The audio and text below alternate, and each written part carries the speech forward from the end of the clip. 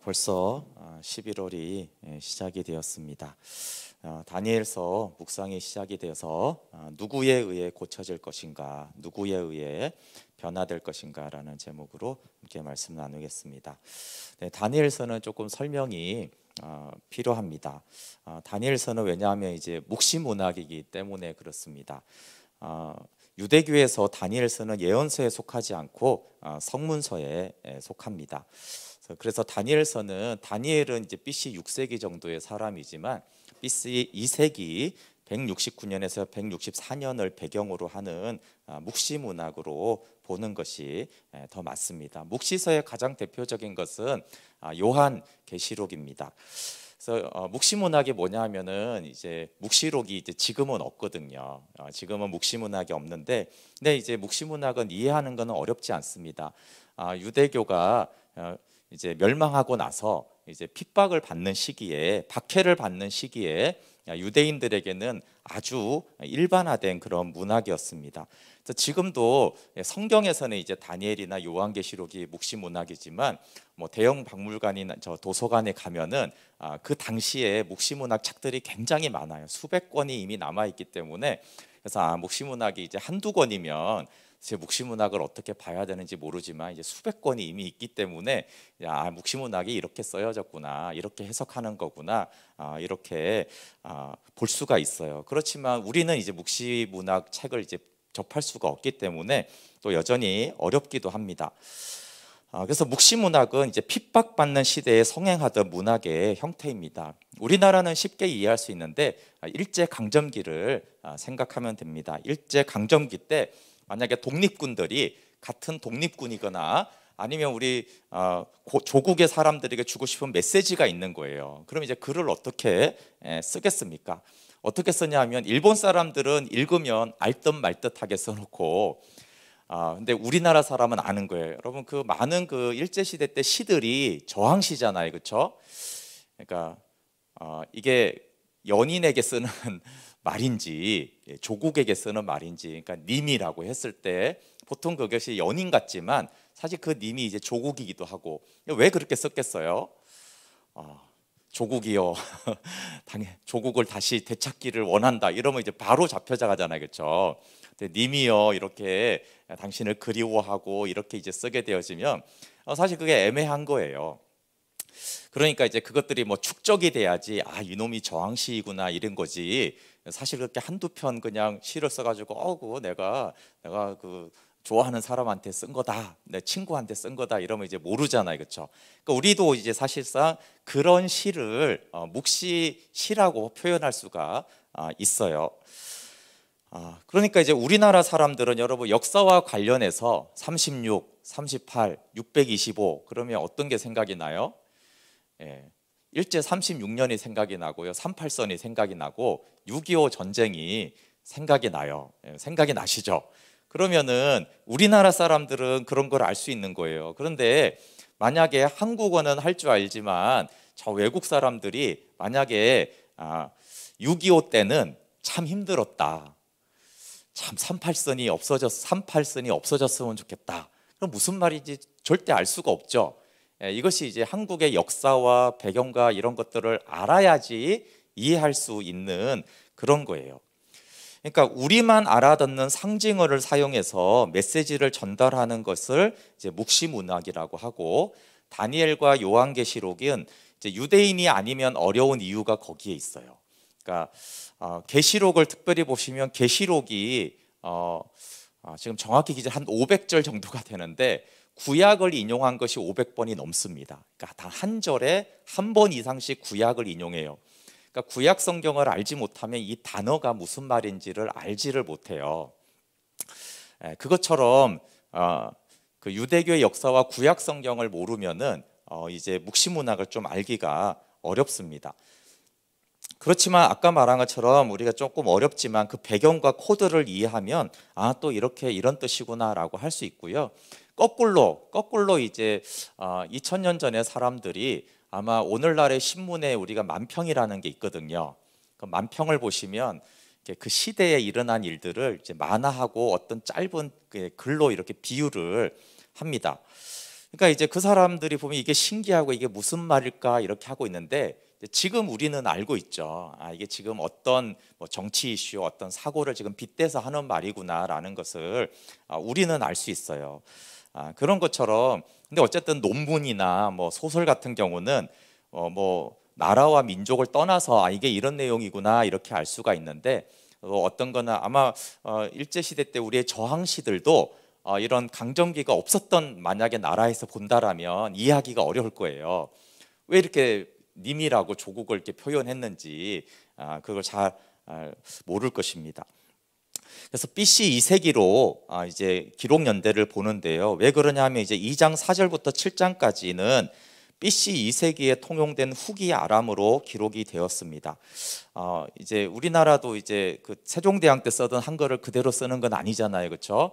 그러니까 이제 그런 거를 연구를 하면 이게 몇 세기 때 이제 사용됐는지를 알 수가 있는데, 또 나머지 부분은 BC 2세기에 통용된 후기 히브리어로 쓰여졌습니다. 똑같은 다니엘인데 앞에는 아람어, 뒤에는 히브리어로 7장을 이제 구분해서 쓰여졌어요. 그리고 그런 것을 통해서 알 수 있고, 이제 예언하는 부분들은 역사적으로는 안티오커스 에피파네스 4세가 이제 죽을 거라는 걸 예언했고, 구속사적으로는 하나님의 아들인 인자가 영원한 나라를 세우신다라는 것을 예언했습니다. 이제 역사적인 흐름을 보면은 BC 586년에 유다가 이제 바벨론의 느부갓네살에 의해서 멸망당하고요. 539년에, 그러니까 얼마 안 돼서 한 50년 이렇게 지나서 페르시아의 고레스에 의해서 이제 바벨론은 멸망합니다. 그 다음에 333년에 한 200년이 지난 다음에 헬라의 유명한 알렉산더 왕이 이제 페르시아를 정복해요. 근데 우리가 잘 알듯이 33세에 이제 알렉산더 왕이 죽습니다. 그래서 갑자기 죽은 다음에 네 장군이 이제 부하들이 통치를 하는데, 이제 시리아 쪽은 셀루쿠스, 애굽은 프톨레미, 트라키아는 리시마코스, 마게도냐는 카산드로스가 통치하는데, 이제 이스라엘과 관계되는 이제 왕조가 누구냐 하면 BC 200년까지는 프톨레미 왕조, 즉 애굽 쪽을 다스리는 장군이 유다를 처음에 지배하다가요. 그 다음에는 이제 시리아, 지금도 시리아가 이스라엘 북쪽이거든요. 그 북쪽을 다스리는 셀루커스 왕조가 이제 이스라엘 땅을 다스립니다. 근데 여기서 이제 북쪽 시리아 지역에 있던 셀루커스 왕조하고 지금 다니엘서가 상관이 있는데, 왜 그러냐면 셀루커스 왕 안티오커스 에피파네스 4세가 BC 168에서 167년에 아주 유명하죠. 예루살렘 성전을 아주 모독하고 유대교를 심하게 박해했어요. 그러니까 성전에 이제 제우스 신당을 세우고 돼지피를 뿌리고, 그 다음에 토라 모세의 율법을 지키지 못하도록 그렇게 아주 강한 핍박을, 박해를 이제 시작했습니다. 그러니까 이제 여기서 대항해서 하스모니아 가문이 저항했고, 특히 이제 마카비 혁명을 일으킵니다. 요한복음에 수전절이 나오는데, 그게 이제 마카비가 이 혁명을 이제 성공해서 성전을 다시 깨끗하게 한 것을 기념하는 것이 수전절인데, 이것이 이제 일어나요. 그리고 이제 20년 후에 하스모니아 왕조가 세워집니다. 그래서 이제 그러면 이제 아까 다니엘서는 뭐가 이제 배경이라고요? 그러니까 셀루커스 왕조에게 이제 박해를 받을 때, 그러니까 성전이 그렇게 막 모독이 되어지고 율법을 지키지 못하게 하고 돼지피를 뿌리고 먹지 못하는 것을 먹게 하고, 그래서 이제 다니엘이 먹는 게 이제 중요한 거예요. 왜냐하면 그때는 부정한 음식을 막 먹게 했거든요. 예를 들어 레위기를 못 지키게 한 거예요. 억지 일부러 이제 성경하고 반대로 이렇게 하게 했고, 제사를 드리지 못하게 했어요. 그러니까 이제 다니엘이 이렇게 3번 예루살렘에 가서 기도하는 게 그렇게 중요한 거예요. 그게 이제 예배를 뜻하는 것들이잖아요. 그래서 이제 그 시대 때 못하게 했던 거, 성경에 하라고 한 것을 못하게 한 것을 다니엘은 행하는 것을 뜻하고 있습니다. 그럼 다니엘서의 주제는 뭐냐면, 이방 왕의 박해 아래서 신앙의 순결을 지키는 성도들을 위로하고 격려하고 소망을 주는 거예요. 그러니까 이렇게 에피파네스 4세가 이렇게 막 박해를 하고 있는데도 그대로 율법을 막 어기고 예배를 금지하는 게 아니라, 그래도 예배하는 사람들, 그래도 하나님을 경외하는 사람들, 그런 사람들에게 위로하고 소망을 주고 격려하기 위해서 다니엘서는 쓰여졌어요. 그러니까 이제 주제가 뭐가 되겠어요? 역사의 주관자는 하나님이라는 것을 강력하게 선포해요.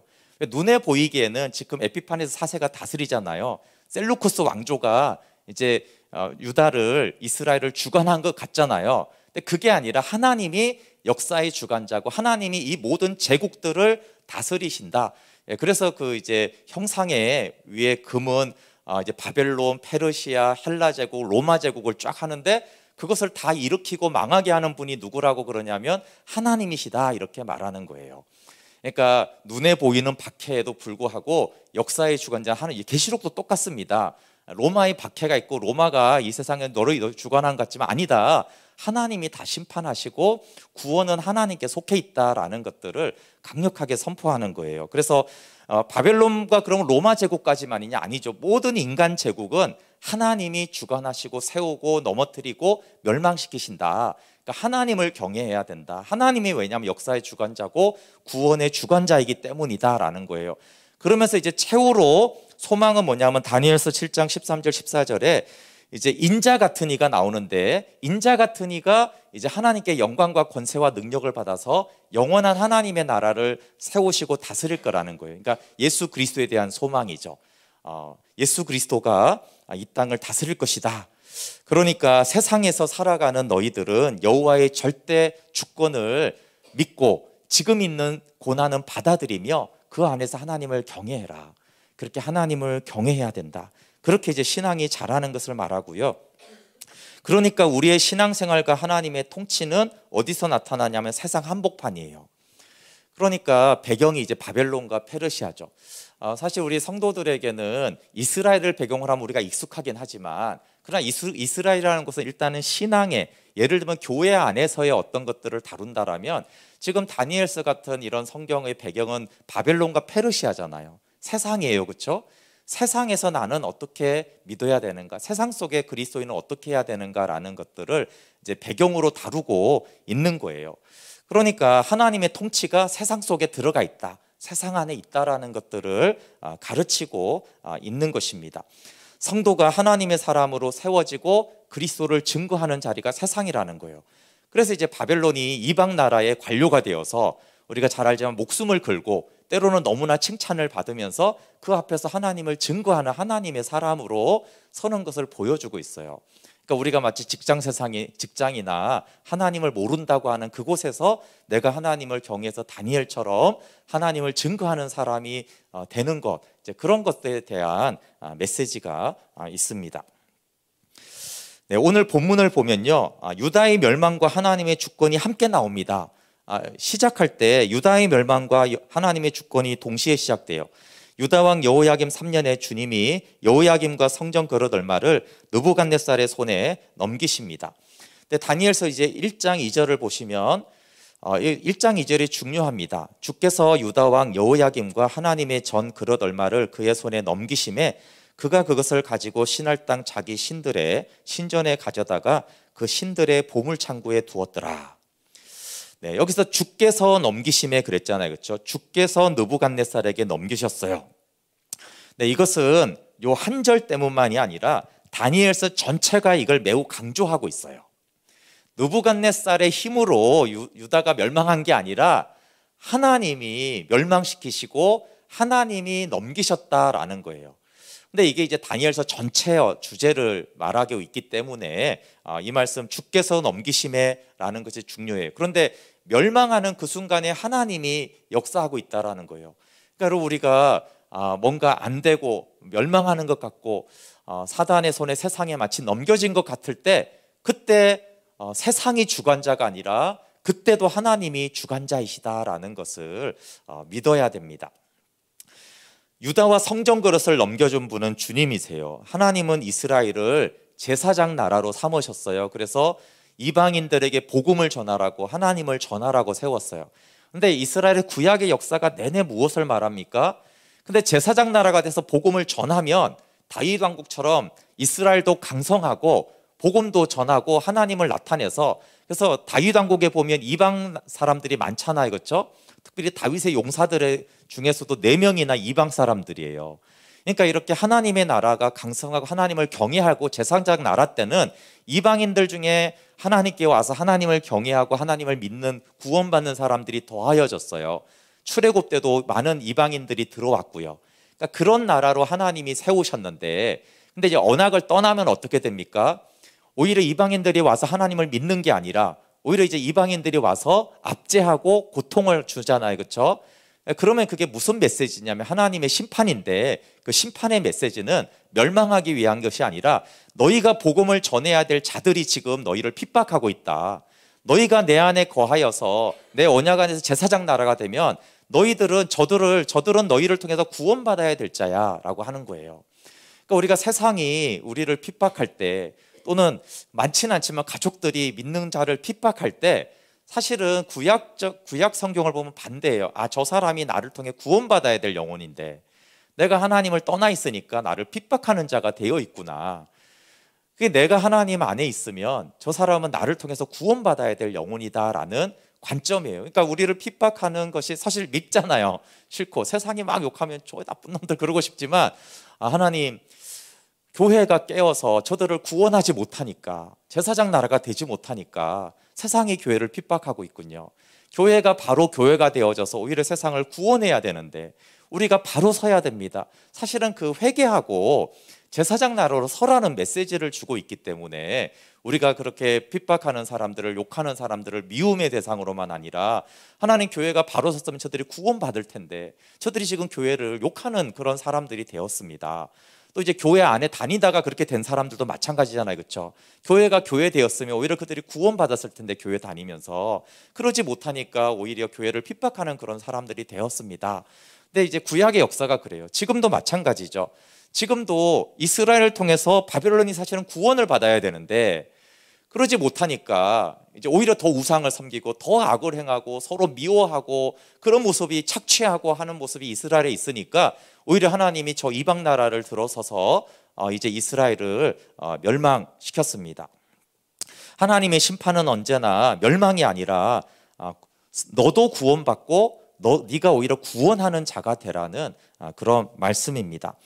근데 느부갓네살이 이제 승리자로 성전 그릇을 가져가잖아요. 성전 그릇이 근데 5장에 다시 나와요. 지금 느부갓네살 입장에서는 이겨가지고 신나가지고 우리의 신이, 당시에 고대의 전쟁은 신의 전쟁이었기 때문에 바벨론의 신이 여호와를 이겼다, 그리고 성전에 있는 그 기물을 딱 가져가서 하필 신전에 두는 거예요. 그 이유가 우리 신이 너희 신을 이겼다 이런 뜻이거든요. 근데 그릇을 이렇게 자랑스럽게 가져갔는데 5장에 어떻게 이 그릇이 다시 나오냐면, 느부갓네살 벨사사 왕이 성전에 있는 그거를 가져다가 술을 마셔요. 그리고 그날 죽습니다. 그러니까 이제 하나님, 이게 메시지인 거예요. 여호와를 무시하고 교만하게 행하는 자들, 너희가 힘이 있어서 제국을 만든 것 같지만 너희들 그 그릇으로 성전 그릇을 술잔으로 썼다라는 거에는 그 메시지가 있는 거잖아요. 그렇죠? 그 왕이, 바벨론의 왕이 그래서 심판을 받아서 죽습니다. 그러니까 여전히 주관자가, 겉으로 보기엔 그렇지만 누가 지금 생명의 주관자인가를 명확하게 보여주는 것입니다. 언약궤가 빼앗겼을 때 그 바벨론의 신전, 다곤 신전이 무너진 것처럼, 그렇죠? 언약궤가 빼앗겼다고 하나님이 진 게 아니다. 언제 언약궤가 블레셋에서 빼앗겼다고 하나님이 권능이 사라진 건 아니다라는 것. 하나님은 하나님의 권능과 전능을 이방 땅에서, 우상의 땅에서도 여전히 나타내고 있다라는 것을 보여주고 있어요. 그리고 이제 느부갓네살이 다니엘과 친구들을 등용하는데 이것도 하나님이 주관하시는 것이죠. 하나님은 세상 권세자들과 악인들까지도 주관하십니다. 그래서 세상이 어떻게 돌아가더라도 하나님이 세상의 주관자고 하나님의 선하신 뜻은 반드시 이루어진다는 것을 믿는 것은 우리가 세상을 살아가는 것도 중요하고 뉴스를 볼 때 굉장히 중요합니다. 이것을 보지 못하고 저는 뉴스를 보기 때문에 크리스찬들이 너무나 극단적인 정치 성향을 가지거나 서로 적대시한다고 생각해요. 근데 하나님이 주관자라는 것들을 우리가 알게 되어지면 하나님께 기도하게 되고, 그 속에서도 그럼에도 불구하고 하나님의 섭리와 선하심을 나타낼 것을 우리가 믿어야 되잖아요. 그래서 이 다니엘서에서 이렇게 악한 유다를 멸망시킨 나라임에도 불구하고 여러분, 다니엘이 거기 들어가서 섬깁니다. 보세요. 다니엘이 조국을 사랑했을 텐데 느부갓네살이 이스라엘을 멸망시켰잖아요. 그러면 저 원수 같은 놈 내가 살해해야지 맨날 암살 계획 짜고 그런 게 아니라는 거예요. 그 세상에 들어가서 바벨론을 섬깁니다. 그러니까 무조건 이렇게 뭔가 반대라고 해서 미워하고 이런 것만이 하나님의 섭리나 크리스찬의 어떤 지금 다니엘도 사실은 그 속에 있는 거잖아요. 정치라는 급변하는 상황 속에 지금 우리가 러시아와 우크라이나 전쟁을 보면 그렇잖아요. 거기서 얼마나 악감정이 생길 수 있겠어요. 그러나 이제 그렇게 하지 않았다라는 것을 오히려 하나님의 나라가 어떻게 이루어져야 되는가에서 이제 다니엘은 세상 속에서 보고 있습니다. 그러면서 이제 시작할 때 다니엘과 하나냐, 미사엘, 아사랴가 어떤 사람인지를 밝힙니다. 그들은 이스라엘 자손 중에 왕족과 귀족으로 포로로 잡혀갔어요. 근데 이제 설명을 이렇게 합니다. 흠이 없고 용모가 아름다우며 모든 지혜를 통찰하며 지식에 통달하며 학문에 익숙하여 왕궁에 설 만한 소년들이었다. 한마디로 뭐예요? 탁월하고 존귀하다는 거예요. 탁월하고 존귀해요. 그런데 이스라엘 귀족인 이들을 바벨론 사람으로 고치는 교육이 3년간 진행이 됩니다. 첫 번째 어떻게 바벨론 사람으로 고치냐 하면 바벨론 사람의 학문과 언어를 가르쳐요. 고대 시대 때 학문에는 이 종교적인 게 반드시 들어가 있어요. 그러니까 이제 바벨론 종교에 대해서도 가르친 것이에요. 쉽게 말하면 주술 같은 것도 가르쳤을 거예요. 그리고 두 번째는 왕의 음식을 먹게 합니다. 세 번째는 그들의 이름을 바벨론 이름으로 고치고 그 다음부터 이제 바벨론 이름으로 바꿔요. 이 이름의 뜻이 이렇습니다. 다니엘은 하나님이 심판하신다. 근데 벨드사살은 베리어 왕을 보호하소서. 아사랴는 여호와께서 도우셨단데 아벳노고는 마르둑의 아들의 종. 하나냐는 여호와는 은혜로우시다. 사드락은 달신 숭배자. 미사일은 누가 하나님과 같은가. 메삭은 포도주 여신에게 바친 자예요. 그러니까 이 다니엘과 세 친구들이 다 하나님과 관련된 이름을 갖고 있어요. 굉장히 신실한 자들이라는 것을 알 수가 있는데 다 어떻게 바꾼다고요? 바벨론 종교와 관련된 이름으로 바꿔버려요. 다 여호와가 들어가는 그 이름을 다 바벨론 신들과 우상들과 관련된 이름으로 이름을 바꿔버려요. 그리고 우리도 이제 다니엘은 이제 유대 이름인데 우리도 이제 사드락, 메삭, 아벳노고 이렇게 알고 있고 사실 이게 그게 바벨론 이름인데 우리도 그렇게 알고 있듯이 그렇게 알려졌습니다. 그러니까 지금 이들은 신앙적으로 굉장히 경건했고 이스라엘에서 존귀한 왕족이나 귀족들이었어요. 근데 포로가 되었고 이제 사실상 바벨론 신들에게 드려진 사람들이라는 거예요. 이렇게. 그러니까 참 신분이 이렇게 바뀔 수가 있나 라고 인간적으로 생각하면 정말 존귀한 자들이 비참하게 된 거예요. 근데 다니엘과 세 친구들이 이렇게 두 가지는 수용하고 한 가지는 거절합니다. 그러니까 바벨론의 학문과 언어는 배워요. 이것도 생각하고 그거 안 배워야 되는 거 아닌데 그건 배워요. 그 이름을 그렇게 바꿨는데 이름을 바꾼 걸 수용합니다. 근데 한 가지는 거절하는데 뭐예요? 왕의 음식은 거절해요. 그러니까 모든 것을 다 거절한 게 아니고 모든 것을 수용한 것도 아니라는 거예요. 그들은 학문과 언어 그리고 이름을 바꾸는 것은 우상과 관련은 있지만 우상을 섬기는 것으로 여기지 않았어요. 그냥 내가 이제 종교에 대해서 배우는 것이나 이름을 바꾼 것은 우상 숭배를 참여하거나 율법을 어기는 것으로 받아들이지 않았어요. 그래서 굳건히 바벨론화 됩니다. 그 부분은. 그런데 왕의 음식은 거절해요. 왜 그래요? 아까 셀루커스 왕조가 했을 때 이제 율법을 토라를 못 지키겠다고 그랬잖아요, 그렇죠? 그럼 이제 레위기의 정결법이나 음식에 대해서 반대로 하는 거예요. 돼지 피를 성전에 뿌렸다는 것은 아마 돼지를 먹게 했을 거예요. 돼지를 원래 못 먹는 음식인데, 그러니까 이제 레위기에서 부정한 것으로 간주되는 짐승들로 만들어진 그런 요리들을 이제 거부하는 거예요. 왜냐하면 이거는 토라를 어기는 것이다. 내가 하나님의 말씀을 직접 어길 수 없다라고 한 것이고 아마 고대 시대 때 또 우상 숭배와 또 고기가 연결도 됐을 수가 있어요. 그래서 술과 고기를 거절합니다. 그리고 왕의 음식과 포도주로 자기를 더럽히지 않기로 뜻을 정해요. 그러니까 이게 더럽히다라는 것에는 분명히 성경과 반대되는 신앙적인 거 반대된다라는 의미로 거절합니다. 그러니까 우리가 세상을 살아가면서 수용할 것과 거절할 것이 있다라는 것을 말하는 거예요. 그러니까 세상적인 거라고 해서 무조건 다 안 배운다, 안 접한다 이렇게 하면 안 되고, 그러나 내 영혼을 더럽히는 것은 어떻게 돼요? 목숨을 걸고 그거는 거절하고 반대해야 된다라는 것을 보여주고 있습니다. 네, 오늘 말씀의 주제는 7절인데요. 누구에 의해서 이제 고쳐질 것인가 하는 거예요. 이게 환관장이 그들의 이름을 바벨론식으로 고칩니다. 1장 7절에 환관장이 그들의 이름을 고쳐 다니엘은 벨드사살이라 하고 하냐나는 사드락이라 하고 미사일은 메삭이라 하고 아사랴는 아벳노고라 하였더라. 여기 고쳐라는 말이 세 가지가 사실은 다 고치기 위해서예요. 그렇죠? 왜 바벨론 교육을 시키고 왜 왕의 음식을 먹이고 왜 이름을 바꾸겠어요?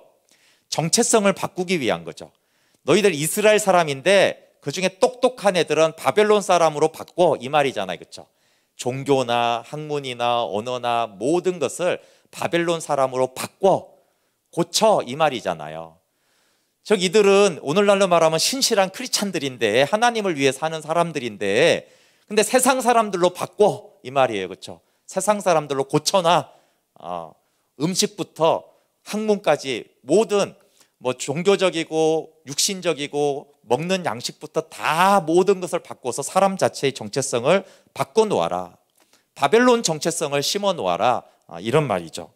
그럼 마귀는 세상 풍속을 통해서 그리스도인들을 세상 사람으로 고치려고 합니다. 에베소서 2장 1절부터 3절에 이렇게 돼 있죠. 그는 허물과 죄로 죽었던 너희를 살리셨도다. 그때 너희는 그 가운데 행하여 이 세상 풍조를 따르고 공중의 권세 잡은 자를 따랐으니 곧 지금 불순종의 아들들 가운데 역사하는 영이라. 그럼 공중의 권세 잡은 자가 어떻게 이제 바꿔요? 세상 풍조를 따르게 하는 목적이 뭐예요? 단순히 세상의 것을 유행을 따라가는 게 목적이 아니라 그리스도인의 정체성을 세상 사람화 만들어, 세상 사람들처럼 가치관을, 세계관을 만들어, 그렇게 하는 거잖아요. 그렇죠? 예수 생명으로 살려는 우리를 육신과 옛사람으로 행하도록 고치려고 해요. 사탄은. 어디 예수 생명으로 살라고 그래? 예전에 익숙했던 그 옛사람으로 살아. 육신으로 살려고 우리를 고치려고 합니다. 또 말씀대로 살려는 선한 의도를 율법주의자로 만들어요. 그러니까 말씀을 문자적으로 해서 얽매이게 만들어서 그게 예수님의 생명으로 살도록 자유함을 주려고 한 건데 우리를 율법주의자처럼 얽매이는 그런 자들로 사탄은 우리를 고치려고 합니다. 사탄은 육신의 사람으로 고치려 하는데, 근데 지금 다니엘서에 나오는 하나님의 섭리는 뭐예요? 하나님은 오히려 더 경건한 생명의 사람으로 고칩니다. 근데 참 놀라운 것은 성경을 막 읽히고 정말 맨날 이제 제사를 드리고 이렇게 해서 다니엘 같은 훌륭한 믿음의 사람이 세워지는 게 아니고요. 지금 세상이 막 유혹하고 세상 것을 공부하고 있고 세상이 어떻게 이 세상 사람들을 먹고 사나 막 이런 거 이제 정치가 어떻게 경제가 어떻게 돌아 이런 거 지금 공부하고 있는데요. 여기에서 하나님의 사랑이 탄생돼요. 이 부분에 대한 하나님의 섭리를 우리가 믿어야 됩니다. 그렇잖아요. 그렇지 않으면 교회에서만 우리가 신앙이 잘하는 게 아니라는 걸 말하는 거예요. 우리가 뭐 이런 걸 배워야 되나 진짜 이런 치사하고 세상이 왜 이 모양이야 이런 걸 배우는 것 같은 그 시간 속에 하나님은 다니엘을 하나님의 생명의 사람으로 세우는 거예요. 그러니까 다니엘은 바벨론 사람으로 고치려는 이 시간을 통해서 생명의 사람으로 세워져요. 그래서 바벨론 사람이 되었나요? 그게 아니고 바벨론을 섬기는 사람이 됐고 바벨론에게 하나님을 증거하는 사람이 됐어요. 근데 왜 증거할 수 있게 됐어요? 바벨론의 사람의 학문과 언어를 다 배워서 그래요. 생각해보세요. 다니엘이 바벨론 언어를 못해요. 어떻게 복음을 전할 수 있겠어요? 그렇죠? 근데 바벨론 학문을 몰라도 안 되잖아요. 근데 너무나 이제 다니엘 똑똑해가지고 바벨론 학문과 종교와 뭐 이런 걸 다 이제 언어부터 다 알게 됐어요. 그러니까 그 속에서 바벨론을 섬기고 바벨론에게 하나님은 살아계시다라는 것을 증거하는 사람을 세운 거예요.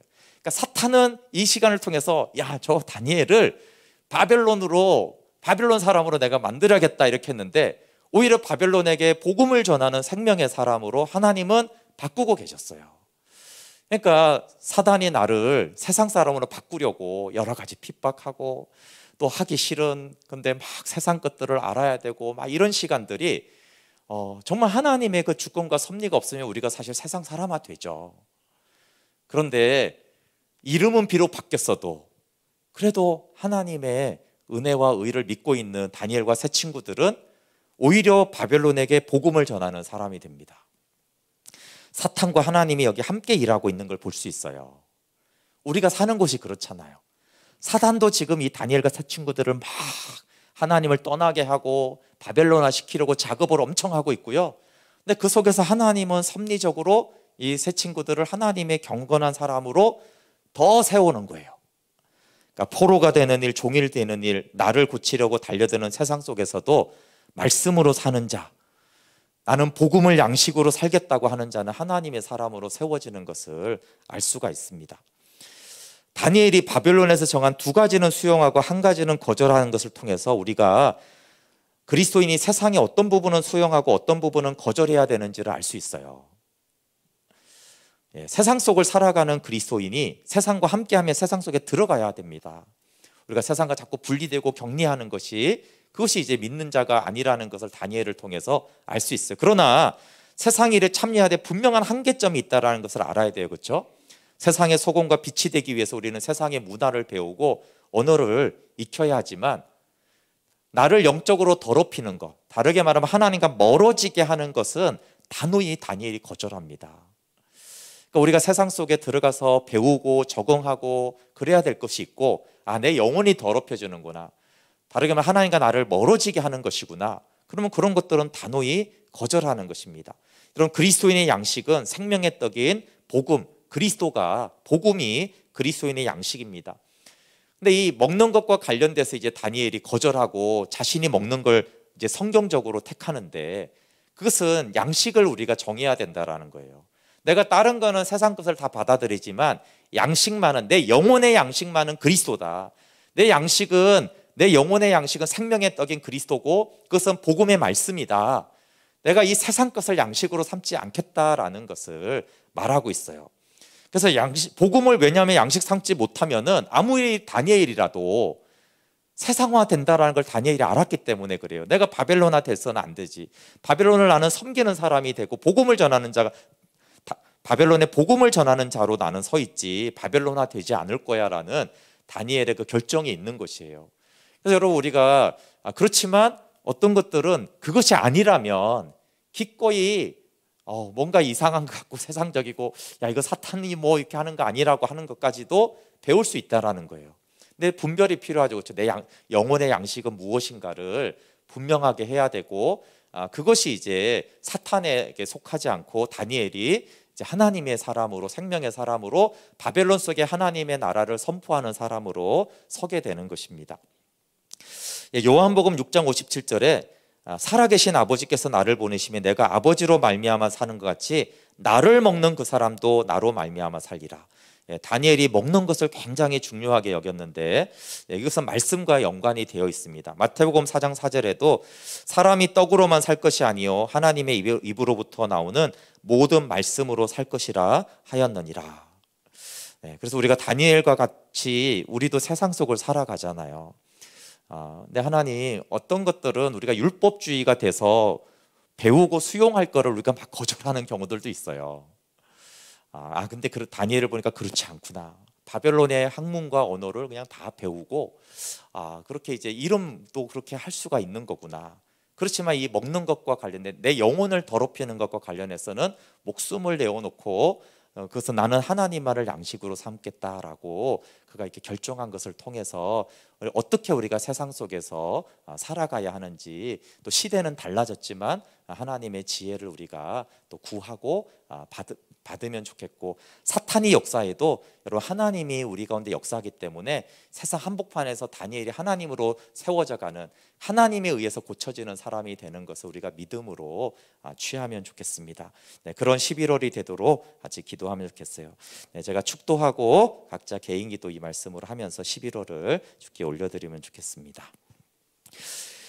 이제는 우리 주 예수 그리스도의 은혜와 하나님 아버지의 사랑과 성령님의 교제 교통 위로하심이 세상 한복판 바벨론과 같은 우리를 세상 사람으로 믿지 않는 자로 고치려는 사단의 위협과 속임 속에서도 다니엘처럼 하나님 앞에 서서 세상 한복판에서 생명의 사람으로, 복음의 사람으로, 예수 그리스도를 믿는 말씀으로 사는 자로 세워지기를 소망하는 주의 백성들 위해 지금부터 영원토록 함께하기를 간절히 축원하옵나이다.